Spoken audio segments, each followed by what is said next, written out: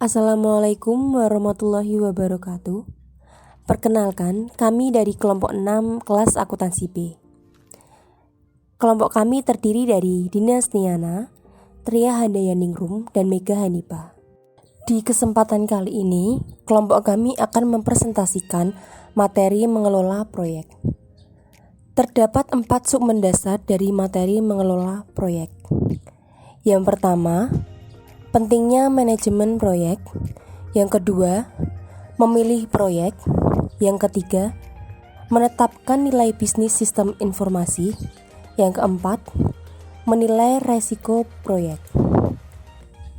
Langsung saja kami mulai presentasi dengan penjelasan submateri yang pertama. Bab yang pertama, pentingnya manajemen proyek, yang terdiri dari 2 materi.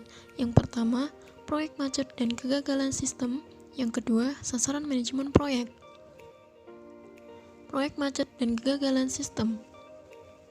Suatu proyek pengembangan sistem tanpa manajemen yang tepat akan sangat mungkin mengalami konsekuensi berikut ini. Yang pertama, anggaran yang sangat berlebih. Yang kedua, keterlambatan waktu. Yang ketiga, keterbatasan teknis yang menghambat kinerja. Yang keempat, kegagalan mendapatkan manfaat yang telah diantisipasi. Sistem-sistem yang dibuat dengan proyek informasi yang gagal seringkali tidak digunakan sesuai dengan maksud pembuatannya atau tidak digunakan sama sekali. Para pengguna seringkali harus mengembangkan sistem manual yang paralel untuk membuat sistem ini berfungsi. Rancangan aktual dari sistem mungkin gagal menangkap kebutuhan bisnis yang penting atau gagal meningkatkan kinerja organisasional.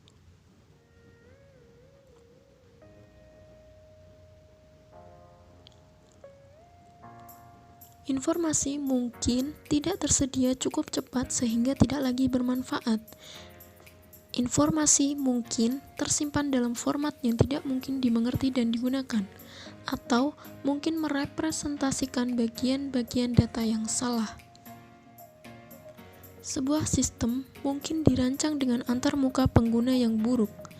Antarmuka pengguna adalah bagian sistem di mana pengguna akhir berinteraksi. Sebagai contoh, bentuk input secara online atau layar data entry sangat buruk disusun sehingga tidak ada seorang pun yang ingin menyerahkan data atau meminta informasi. Output sistem ditampilkan dalam suatu format yang terlalu sulit untuk dipahami. Sasaran manajemen proyek. Proyek adalah serangkaian aktivitas yang berhubungan yang berencana untuk mencapai sasaran bisnis tertentu. Proyek-proyek sistem informasi meliputi pengembangan sistem informasi baru, perbaikan sistem yang sudah ada, dan penggantian atau peningkatan infrastruktur teknologi informasi perusahaan. Manajemen proyek mengacu pada penerapan pengetahuan, keahlian, perangkat, dan teknik untuk mencapai sasaran tertentu dalam batasan anggaran dan waktu yang ditentukan. Cakupan mendefinisikan pekerjaan mana yang termasuk atau tidak termasuk dalam suatu proyek. Waktu adalah lamanya yang diperlukan untuk menyelesaikan proyek. Biaya didasarkan pada waktu untuk menyelesaikan proyek dikalikan dengan biaya sumber daya manusia yang diperlukan untuk menyelesaikan proyek tersebut. Kualitas adalah indikator seberapa jauh hasil akhir dari sebuah proyek memenuhi sasaran yang diberikan oleh pihak manajemen. Risiko mengacu pada masalah potensial yang dapat mengancam keberhasilan proyek. Submateri yang kedua yaitu memilih proyek. Hal pertama yang dibahas yaitu struktur manajemen untuk proyek sistem informasi. Puncak struktur ini adalah kelompok perencanaan strategis komponen. Kelompok perencanaan strategis komponen bertanggung jawab dalam pengembangan rencana strategis perusahaan yang membutuhkan penciptaan sistem baru. Selanjutnya, komite pengawasan sistem informasi yang bertanggung jawab untuk pengembangan sistem dan operasional. Selanjutnya, manajemen proyek bertanggung jawab atas beberapa proyek sistem informasi tertentu. Struktur paling bawah yaitu tim proyek yang bertanggung jawab untuk masing-masing proyek sistem yang dikerjakan. Pembahasan selanjutnya untuk memilih proyek yaitu mengaitkan proyek sistem dengan rencana bisnis. Untuk memberikan nilai bisnis paling tinggi, organisasi harus mengembangkan rencana sistem informasi yang mendukung rencana bisnis keseluruhannya dan sistem strategis dimasukkan ke dalam perencanaan tingkat tertinggi. Rencana sistem informasi berfungsi untuk peta jalan yang mengindikasikan arah pengembangan sistem, situasi sekarang, pengembangan baru yang perlu dipertimbangkan, strategi manajemen, rencana implementasi, dan anggarannya. Selanjutnya, kebutuhan informasi dan indikator kunci atas kendala. Sebuah organisasi harus memahami kebutuhan informasi dalam jangka pendek dan jangka panjang. Hal tersebut dapat ditentukan oleh sejumlah indikator kunci atas kerja atau Key Performance Indicators atau KPIs dari para manajer. KPIs dibentuk oleh industri, perusahaan, manajer, dan lingkungan yang lebih luas. Analisis portofolio. Analisis portofolio dapat digunakan untuk mengevaluasi alternatif proyek sistem. Analisis portofolio menginventarisasi semua proyek sistem informasi dan aktivitas, meliputi infrastruktur, surat kontrak alih daya dan lisensi. Analisis portofolio berfungsi untuk mengetahui sistem yang mempunyai manfaat yang tinggi dan resiko yang rendah. Model penilaian. Model penilaian bermanfaat untuk memilih proyek dengan banyak kriteria yang harus dipertimbangkan. Hal tersebut berfungsi memberikan bobot bagi fitur tertentu dari suatu sistem, kemudian menghitung total tertimbang. Bab yang ketiga, menetapkan nilai bisnis sistem informasi yang terdiri dari 3 materi. Yang pertama, biaya dan manfaat sistem informasi. Yang kedua, model penetapan harga opsi nyata. Yang ketiga, keterbatasan dari model finansial. Biaya dan manfaat sistem informasi. Manfaat berwujud dapat diukur dan diberikan nilai uang. Manfaat tak berwujud seperti layanan konsumen yang lebih efisien atau pengambilan keputusan yang lebih baik tidak dapat diukur langsung tetapi dapat menghasilkan keuntungan dalam jangka panjangnya dapat diukur. Konsep mengenai total biaya kepemilikan yang dirancang untuk mengidentifikasi dan mengukur komponen-komponen dari pengeluaran atas teknologi informasi yang melampaui biaya pembelian awal dan pemasangan perangkat keras dan perangkat lunak. Penganggaran modal untuk sistem informasi.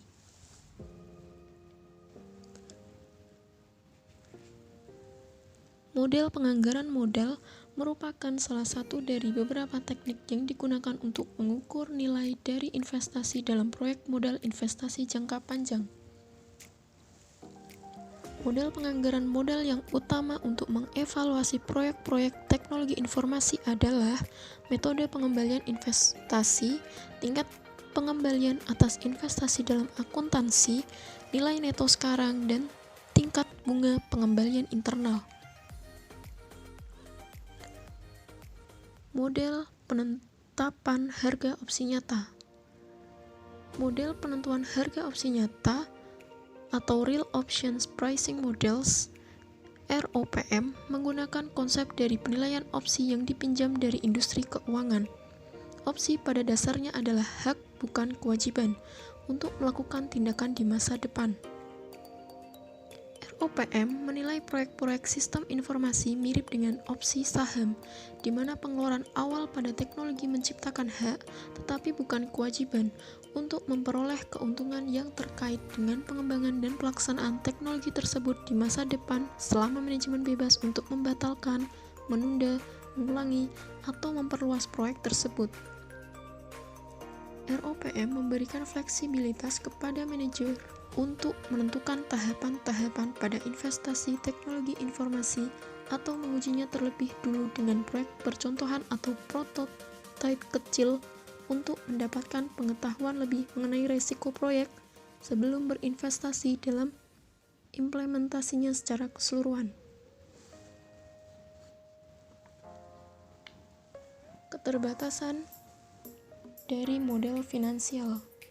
Dalam cara tradisional yang menitik beratkan pada aspek keuangan dan teknis dari sistem informasi, cenderung mengabaikan dimensi sosial dan organisasi dari sistem informasi yang dapat memengaruhi biaya dan manfaat yang sebenarnya dari investasi. Banyak keputusan atas investasi dalam sistem informasi perusahaan yang tidak cukup mempertimbangkan biaya dari gangguan organisasi yang diciptakan oleh sistem yang baru, seperti biaya untuk melatih para pengguna akhir, dampak dari kurva pembelajaran yang dimiliki oleh para pengguna bagi suatu sistem yang baru terhadap produktivitas, atau waktu yang diperlukan para manajer untuk menghabiskan waktu guna mengawasi perubahan yang terkait dengan sistem yang baru. Manfaatnya seperti keputusan yang lebih tepat waktu dari suatu sistem yang baru atau mendorong pembelajaran dan keahlian karyawan juga diawasi dalam suatu analisis keuangan yang tradisional. Oke, kita lanjut untuk yang subbab terakhir, yaitu mengelola risiko proyek. Di dalam subbab ini dibagi menjadi 5. Yang pertama yaitu dimensi risiko proyek.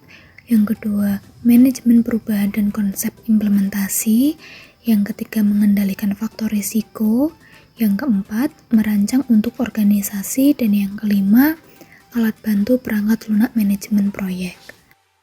Langsung saja yang pertama, dimensi risiko proyek. Sistem berbeda secara dramatis dalam ukuran, ruang lingkup, tingkat kerumitan, komponen organisasi, dan teknis. Beberapa proyek pengembangan sistem lebih mungkin menciptakan masalah yang telah kita gambarkan sebelumnya atau mengalami penundaan karena membawa tingkat risiko yang lebih tinggi daripada yang lain. Tingkat risiko proyek dipengaruhi oleh ukuran proyek, struktur proyek, dan tingkat keahlian teknis dari staf sistem informasi dan tim proyek. Lanjut poin yang kedua, manajemen perubahan dan konsep implementasi. Dalam subbab ini masih dipecah menjadi 3 poin lagi. Yang pertama, konsep implementasi. Kedua, peran pengguna akhir. Ketiga, dukungan dan komitmen manajemen. Langsung saja kita bahas satu persatu. Yang pertama, konsep implementasi. Implementasi mengacu pada semua aktivitas organisasi yang bekerja menuju adopsi, pengelolaan, dan rutinitas inovasi, seperti sistem formasi baru. Dalam proses implementasi, analis sistem adalah agen perubahan. Analis tidak hanya mengembangkan solusi teknis, namun juga mengubah konfigurasi, interaksi, aktivitas kerja, dan hubungan kekuasaan dari berbagai kelompok organisasi. Yang kedua, peran pengguna akhir. Partisipasi pengguna dalam perancangan dan pengoperasian sistem informasi memiliki beberapa hal positif. Yang pertama, jika pengguna sangat terlibat dalam perancangan sistem, mereka memiliki lebih banyak kesempatan untuk membentuk sistem sesuai dengan prioritas dan persyaratan bisnis mereka, dan lebih banyak kesempatan untuk mengendalikan hasilnya. Kedua, mereka cenderung bereaksi positif terhadap sistem yang telah selesai karena mereka telah menjadi peserta aktif dalam proses perubahan, memasukkan pengetahuan dan keahlian pengguna mengarah pada solusi yang lebih baik. Yang ketiga, dukungan dan komitmen manajemen. Jika sebuah proyek sistem informasi memiliki dukungan dan komitmen manajemen di berbagai tingkatan, maka kemungkinan besar akan diarahkan secara positif oleh pengguna dan staf layanan informasi teknis. Kedua kelompok akan percaya bahwa keikutsertaan mereka dalam proses pembangunan akan mendapat perhatian dan prioritas yang lebih tinggi. Dukungan manajemen juga memastikan bahwa proyek sistem menerima dana dan sumber daya yang memadai untuk menjadi sukses. Selanjutnya, mengendalikan faktor risiko. Berbagai manajemen proyek, pengumpulan kebutuhan, dan metodologi perencanaan telah dikembangkan untuk kategori spesifik masalah implementasi. Strategi juga telah dirancang untuk memastikan bahwa pengguna memainkan peran yang tepat selama masa implementasi dan untuk mengelola proses perubahan organisasi. Langkah pertama dalam mengelola risiko proyek melibatkan identifikasi sifat dan tingkat risiko yang dihadapi proyek. Pelaksana kemudian dapat menangani setiap proyek dengan alat dan pendekatan pengelola risiko yang disesuaikan dengan tingkat risikonya.